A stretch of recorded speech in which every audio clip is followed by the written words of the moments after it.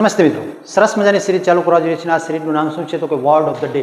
આપણે આજની સિરીઝની અંદર આ સિરીઝને અંદર શું શીખવાનું છે તો કે દરેક દિવસે એક એક સરસ મજાનો શું શીખવાનો છે, શબ્દ શીખવાનો છે, વાક્ય અને સમજૂતીની સાથે. અને બીજું કે આપની સમક્ષ સરસ મજાની ચિત્રાત્મક રજૂઆત કરવામાં આવી છે, જેથી કરીને આપણે સમજવામાં એકદમ સરળતા રહેશે. તો આજે પ્રથમ દિવસે આપણે ચર્ચા કરીશું શું તો કે એબેન્ડોન. એબેન્ડોનનો અર્થ શું થાય છે તો કે છોડીને જતું રહેવું. બરાબર. તો શું કીધું? Ready to leave behind a give up or a desert a full of loneliness.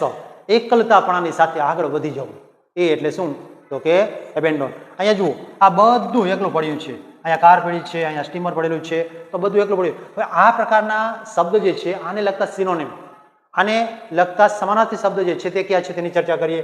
તો અહીંયા છે ક્વિટ. ક્વિટ એટલે કે છોડીને જવું. પછી છે લીવ. લીવ એટલે પણ છોડી જવું. બરાબર. પછી ગીવ અપ એટલે કે ત્યાગ કરી દેવું. અને ડ્રોપ. ડ્રોપ એટલે છોડી દેવું. તો આ જે એબેન્ડોન છે આ એના શું છે તો કે સિનોનિમ. આપણે એનો વાક્ય પ્રયોગ કરીને જોઈએ તો ખ્યાલ આવશે કે કઈ રીતે વાક્ય બને છે. He abandon his old home. તેણે પોતાનું જૂનું ઘર છોડી દીધું.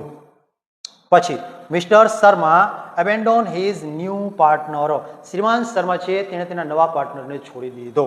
પછી ઇંગ્લેન્ડ એબેન્ડોન ઇન્ડિયા ઇન 1949.